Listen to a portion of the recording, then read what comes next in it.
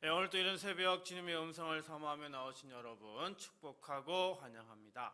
오늘 우리가 읽고 묵상할 성경은 시편 120편에서 125편까지입니다. 이 시편들은 고난 중에 하나님께 부르짖으며 성전을 향해 올라가는 순례자들이 하나님의 보호와 인도하심을 신뢰하고 감사하는 내용입니다. 그중 오늘 말씀 시편 122편은요 성전에 올라가는 노래, 곧 순례시입니다. 이스라엘 백성들은 해마다 6월절, 그리고 7.7절, 그리고 초막절 이렇게 세 차례 절기마다 예루살렘 성전으로 올라갔습니다. 그 긴 여정을 걸으며 부른 노래들이 바로 시편 120편에서 134편까지입니다. 당시 순례자들은 갈릴리 지역, 또 유다에 있는 광야 지역, 그리고 요단 동편 등 각지에서 출발하여 며칠씩 걸어서 예루살렘에 도착했습니다. 험한 산길을 걷고요, 뜨거운 햇볕을 견디며 마침내 예루살렘 성문 앞에 섰을 때 그 감격은 이루 말할 수 없었을 것입니다. 시편 122편은요 바로 그 순간 성전 앞에 발을 들여놓은 순례자의 감격 어린 고백인 겁니다.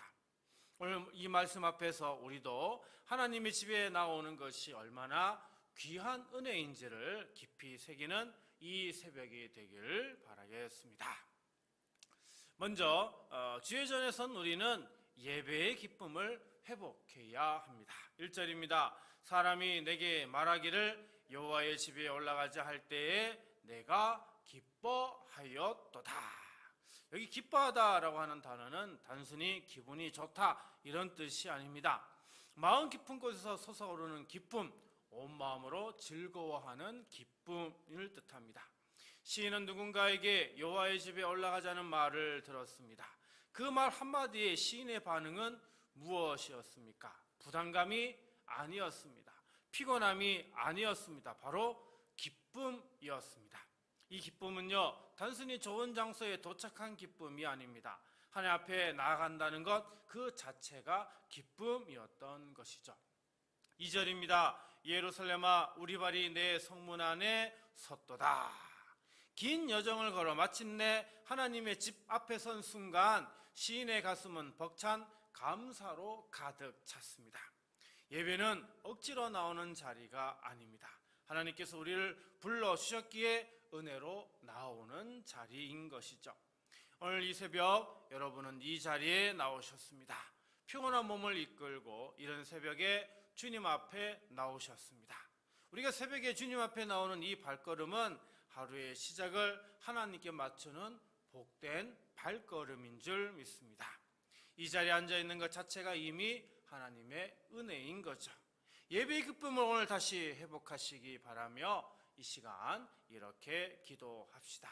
주님, 저희가 예배를 의무나 형식으로 드리지 않게 하시고 주님 앞에 서는 기쁨과 감격을 오늘 제 마음에 회복시켜 주시며 새벽마다 주님을 사모하는 믿음으로 하루를 시작하게 하소서. 예배의 기쁨이 오늘 하루 여러분의 마음에 가득하시길 간절히 기도합니다.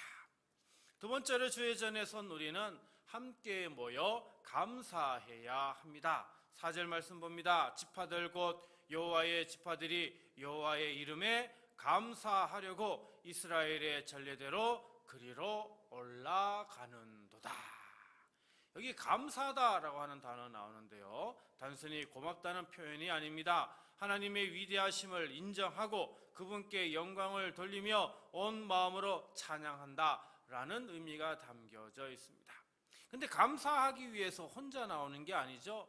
여호와의 지파들이 감사하려고 올라왔습니다.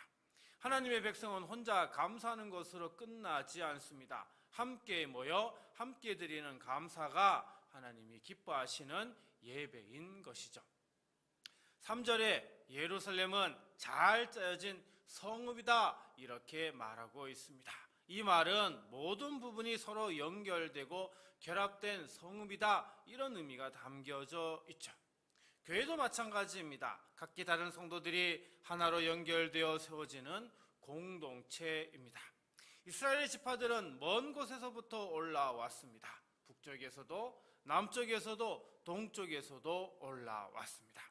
서로 다른 지파들이, 서로 다른 형편을 가진 사람들이 한 곳에 모여 하나님의 이름에 감사하였습니다. 이것이 바로 교회의 아름다움입니다. 나이도 다르고 형편도 다르고 사는 곳도 다르지만 우리는 함께 이 자리에 모여 하나님께 감사합니다. 혹시 신앙생활을 혼자 하고 계시진 않으시죠? 성경을 혼자 읽고 기도도 혼자 하고 교회는 그냥 잠깐 들렀다 가는 것으로 여기고 계시는 건 아니시겠죠? 하나님은 우리를 혼자 두지 않으셨습니다. 함께 모이게 하셨고 함께 감사하게 하셨습니다. 그러므로 우리는 이 시간 이렇게 기도해야 합니다. 주님, 저희를 혼자 믿음 생활하는 사람으로 두지 않으시고 교회 공동체 안에 세워주셨으니 함께 모여 예배하며 감사하는 마음을 회복하게 하시고 오늘 또 성도들과 더불어 주의 이름을 높이며 은혜 안에 살게 하소서.